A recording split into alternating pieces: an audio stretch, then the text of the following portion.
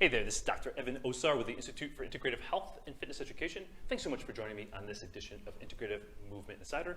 And again, I'm here in my facility. We can potentially be open as we're a medical facility. However, I'm here in isolation by myself, just getting my workout in, shooting some videos, bringing you some online content. We'll continue to bring online content to you free to keep you up leveled so you can continue to educate yourself, inspire yourself, and stay empowered so that way when this gets over, because it eventually will pass, that you're prepared to get out there to serve your community and to be that specialist that your potential clients will seek out as well. I had a question somebody wrote in and asked me, can you discuss what to do for tennis elbow? So lateral epicondylitis and or lateral elbow stress syndrome, so to speak. So there's lots of reasons why individuals can get tennis elbow. Obviously, it's not from playing tennis.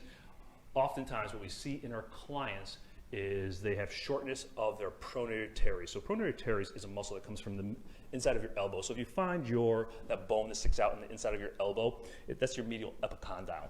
And it runs this direction from your ulna to your radius. So basically it sits right where my fingers. There's two heads of it. There's a deep head and a superficial head. Your median nerve sort of runs right underneath there. Well, when that muscle gets short and tight, so why does it get short and tight?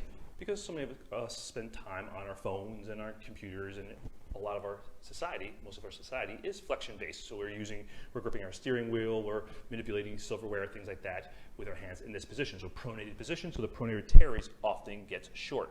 There's another muscle up here called the quadratus. It's a quadratus muscle that attaches from the ulna to the radius down here, which is also a pronator. So these muscles will shorten down, and what often happens is we get over lengthening of those lateral extensor muscles that come off the lateral epicondyle. So if you feel the bone on the outside of your arm here, that's the lateral epicondyle. Those muscles will often get overstressed. So it's almost like a tibia, or I should say a tendon stress issue versus a tendinitis. It can initially be a tendinitis, but then it becomes a stress syndrome because of the long-term shortness of this muscle, the overstretching of these muscles, and then you start to get tendon changes. So there actually gets to be changes in the tendon itself. Now, we also have nerves coming out of our neck, as you may or may not know, but obviously you probably know if you're a health and fitness professional. There's nerves coming out of our neck, the brachial plexus, that comes down and runs down our arm. There's a nerve that runs on the outside of your arm here, so you can also get irritation of that nerve from a cervical issue, disc issue, or related type issue up here in your neck. So there's lots of reasons why individuals can get this lateral epicondylitis or stress syndrome on the outside of their elbow. Now the challenge is, what do you do about it? Well, first you would have to have somebody take a look at you or your client and figure out what's actually going on. Is it a neck issue? Is it a shoulder issue? Because again, the more the shoulder drops down and goes into that forward shoulder position, the more likely it is that your client is going to experience elbow problems, because the more that your shoulder drops down, all this musculature is trying to pull the arm back up, including all the shoulder muscles, all these muscles, all your flexors down here in your forearm will also become hypertonic as well. So a lot of it starts with the neck and the shoulder. I'll mention that briefly before we end here. But to release around the elbow, here's what we commonly do with our clients. And again, this is not saying this will help you and or your client, but this is commonly what we'll do with our clients. We'll release that pronator teres right here. You can kind of flip over that muscle right here. If you put your thumb in between your radius and ulna, you'll feel that muscle right there. So we're going to use the activator here. Now we like the activator. Again, we make no money off these products. We have no buy-in to these products. We do sell them in our office, and we sell them because we use them on ourselves and we use them with our clients, and the clients like them and have found them useful. That's the only time we recommend products to you on our site. Again, we're not, we have no buy-in, we have no, interest in this. I should say we do have interest in the company because we like the people that run this company, Rolga company. We love the activator, the tools that they make, so we carry them in our office.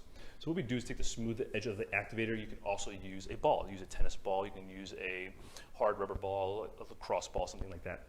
Stick it inside the elbow, in between those two muscle bellies. And again, just push down lightly. You don't have to crush it. Push down lightly, and then pronate the forearm, your forearm, so turn your thumb this direction to shorten and soften that muscle. Just going to hold it for a count of 5 seconds and push lightly into pronate.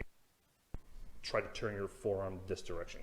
Push down lightly, hold it for 5, 4, 3, 2, 1 with the elbow flexed as well, and then release and then stretch your arm out this direction. So supinate, so bring your palm up and extend the elbow out. So that way you're stretching the fascia and that pronator teres here in the forearm. Oh yeah, pronator quadratus down here. That's the other muscle I forgot the name of, pronator quadratus. So you're stretching out the flexors as well as those pronator teres and the pronator quadratus and all that fascia on the front side of the arm. So we'll do that again. So hold lightly, pronate lightly, about 5 to 10% of your effort. Hold for 5, 4, 3, 2, 1. Stretch out and lengthen that fascia and those flexor tendons that run all the way down to your fingers that also come off the medial epicondyle there. And let's do that one more time.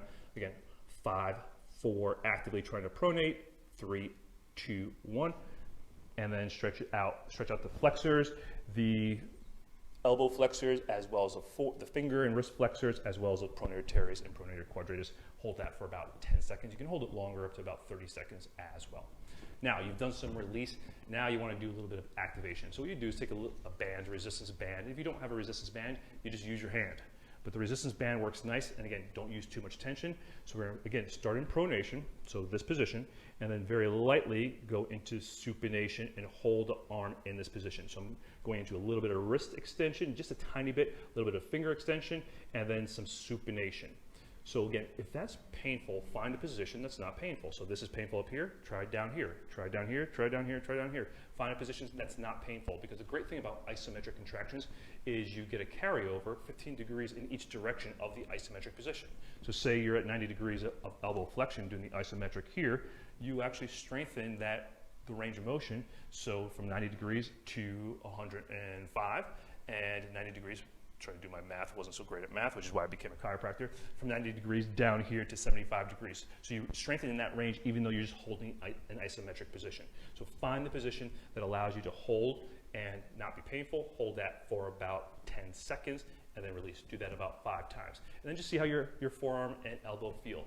A lot of times that can help improve the position of the elbow, release that tight myofascial structures that are causing the overstress of those lateral tendons, the extensor tendons, as well as the supinator tendon, and help improve how that tennis elbow feels. But again, like I said, most of your clients need a diagnosis, and obviously nobody's running out to the doctor to get diagnosis of tennis elbow, but it's a strategy that I want you to think about, that corrective exercise strategy of releasing, lengthening, and then activating the muscles that do the opposite motion to take the tension off those overstretched and lengthened tendons. So I hope that served you, hope it helped you to understand a little bit about tennis elbow and how muscles on the opposite side of the arm can actually contribute to it, as well as where some of these issues may be coming from more proximal areas like the neck and or rib cage.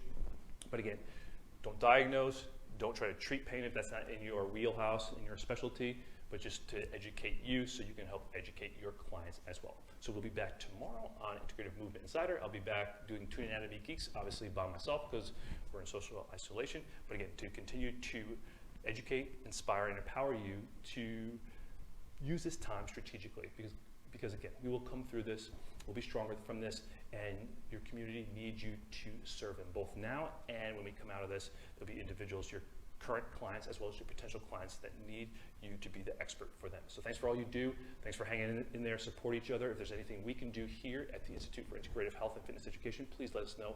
We're here to serve you any way we can during this time. Even if you just need a big thumbs up, or you just need, to find great resources to help you learn during this downtime, just let us know. We're here to help you. Thanks so much.